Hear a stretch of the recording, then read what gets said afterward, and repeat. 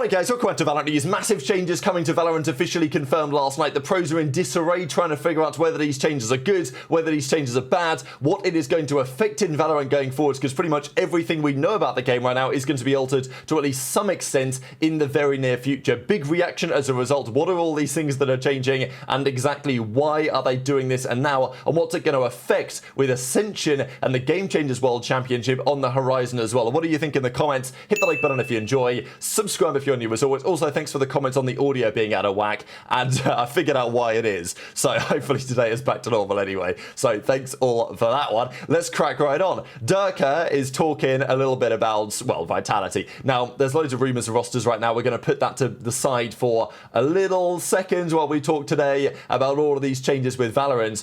But there have been a couple of talks about Vitality, what they might be looking to do, of course with Les potentially leaving the team and in conversations elsewhere. Quickly, let's talk about what's going on in China, because the Chinese Ascension tournament is well underway. This match has actually just begun, and Dragon Ranger Gaming are 1-0 up, and they're 5-3 up on the Corrode. So, look, DRG would be expected to, well, win the whole thing, let's be honest, but certainly get through to the playoffs. So that's what's happened. Rare Atom, by the way, they took down Any Questions Gaming. That was Simon's team. He tried his best, but it wasn't good enough. So, you know, still got a chance, but it's pretty unlikely, I would say, now that Simon is going to make that happen. Let's talk Game Changers, because yesterday, Shopify Rebellion did win the Game Changers. They beat YFP in the finals. They 3-0'd them in the finals, and this was very notable because of the drama that we saw yesterday. So, well, YFP got into some drama here with Starbound from the team that YFP eventually knocked out of the tournament, but because of that 3-0 result, it means, as Starbound says, karma coming out in full force because,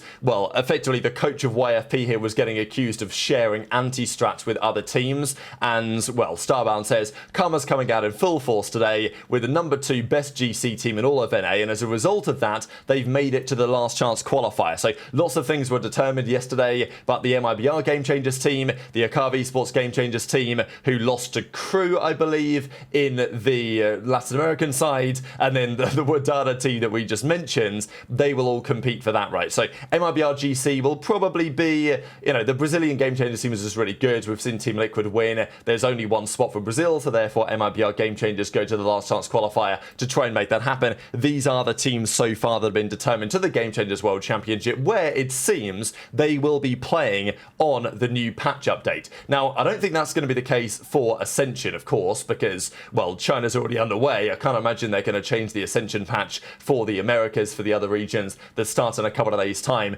But this is a really important deal, and this marks a turning point, really. I mean, it makes sense. The World Championship is over. Often they will look to make a pretty substantial change to the game, but this is a very controversial one. There's people on one side, there's people on the other side. Seems everyone has an opinion on whether you like these changes or not.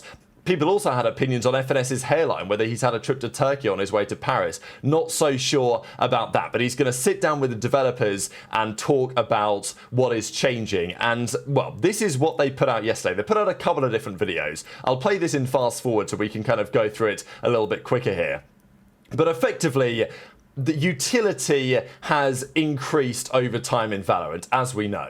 Now, is this Counter-Strike? No. When the game first came out, was the intention for the gunplay to matter, you know, the abilities won't kill and all this type of stuff?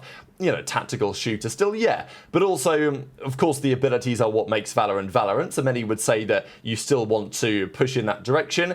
But some would say that there's simply too much going on nowadays, for, especially with all the new agents coming in, that utility's got a little bit out of control.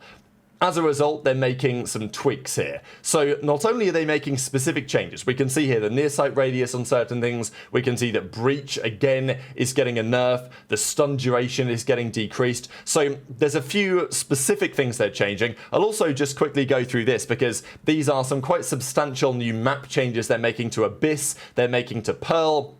I think these are actually great changes. I mean, I mentioned this the other day that I like to see actual map changes happen.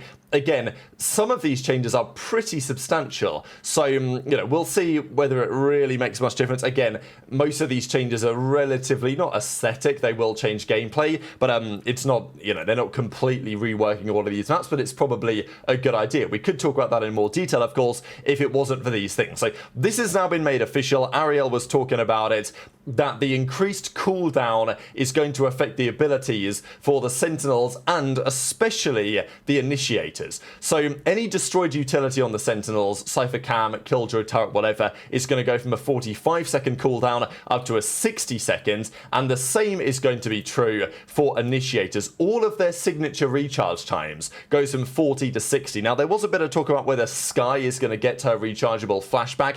Apparently that is the case potentially, but you know, you've got to feel bad for someone like Breach, right? Because this guy just keeps getting destroyed every patch. But this was probably the big change that has been turning heads, right? The idea of the utility recharge time getting very substantially increased on all of the Initiators. Now, you could argue Teho was the character who broke the game for a while. It wasn't a problem with the Initiators. The meta right now, we see quite a lot of double duelists. Occasionally you'll see a double Initiator going on. Does it feel true that the Initiators as a category were slightly too strong? Maybe you could argue it, but I'm not sure the pick rates necessarily imply that. So this seems to just be a general conceptual change about the way that Riot see Valorant going, and the changes they want to make to, I don't know, prevent it getting out of control. I guess that is one way to look at it. Now, what this means for the competitive scene is very interesting. Again, there are a ton of changes. When the patch officially comes out, we can go through all the things that have changed. For example, I think Neon, they're reducing her sprint duration, but it recharges quicker, something like that. So there's a couple of tweaks happening to some of the agents. I think even Astra's taking a slight nerf as well. Viper, the decay has been reduced from 30 down to 10. So again, there's changes there. The Astra nerf, as I was mentioning, so the fragile duration of the gravity well has gone down from 5 to 2.5. The duration of the stun has also been reduced. So we're seeing a lot of this, right? Pretty much all the agents, they are affected by these widespread changes on effectively reducing the impact of utility. The utility is going to become weaker, the abilities are going to become weaker, and also they're going to recharge slower. And this is a widespread change across the game. Now, there are also changes coming to the weapons as well. Now, they're increasing, effectively, recoil. And there was also talk that they might get rid of the Phantom's 140. Like, they might effectively reduce the Phantom's damage. Don't know if that's going to be happening. I don't think that's been talked about really yet, at least officially. But there are rumors that they're changing some of these weapons, so effectively they become harder to shoot down the line, right? If you spray, it becomes harder to control, makes it even more effective to tap fire. That's the rumor anyway. SMGs, the spread's been reduced, but it accrues faster. And with the Spectre, they're taking a similar approach. So this is a major patch, is the bottom line here. And the question then becomes, is this a good idea? Because there was lots of debate on this yesterday. Some have been pushing for a long time about less utility. There's talk here from Wendler. Thank God, less utility. The crowd has been begging for this. They're not going to have fun contesting AWPs, Judges, and Odins, right? Because it is going to become, with less utility, more of a gunplay shooter. Some will like, some won't like that, right? Some will be like, well, we don't think the Odin is getting nerfed, by the way. It might do, but there was a rumor that the Odin isn't getting touched in this patch, which is pretty interesting if that turns out to be true.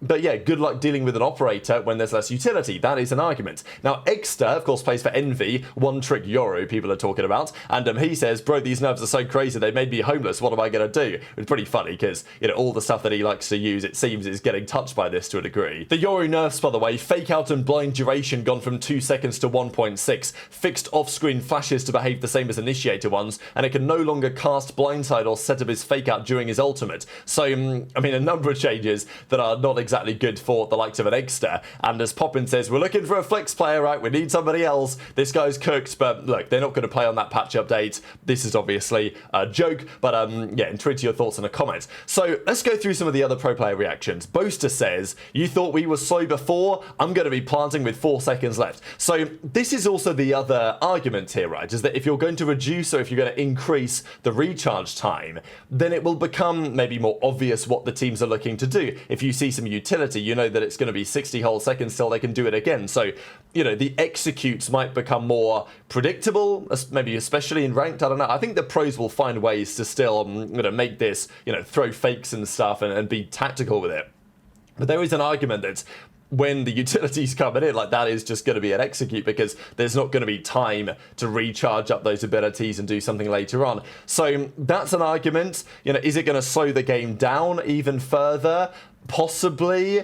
Now, Anders is very much against this change. He says this is up there as one of the worst decisions in the game's history. It might take the cake. So gives his perspective. Basically, a massive overreaction or acquiescence to the unfounded complaints there's too much utility. We're making major alterations to the fundamental flow of the game for the sake of increasing the importance of gunplay, which is basically what they said in the video, without weighing or considering what that gunplay actually manifests. Problem 1, who is this helping? We're nerfing a class that's already underplayed in ranked. At the pro level, this creates more problems. Problem 2, when people say they want to see more gunplay, what they usually mean is more rifle duels. This change will actually net decrease the importance of rifle play because Odin, OP, Judge have received the biggest buffs they've ever had because of less utility and would be mandatory buys for teams. So, which is an interesting avenue to take as well. But others, they disagree, right? Stella says, am I the only one that thinks these are good changes to Valorant? And of course there's some debate about, you know, the Judge and these other weapons and how that might manifest. Mini Boo, actually no, this is Boo, sorry, who's still on Heretics, says this: why do I see 100 posts about how bad the changes are? People act as if they removed half the util in the game. For pro play, you can't spam rechargeables as careless anymore. It forces you to think or plan more. I definitely see the value in that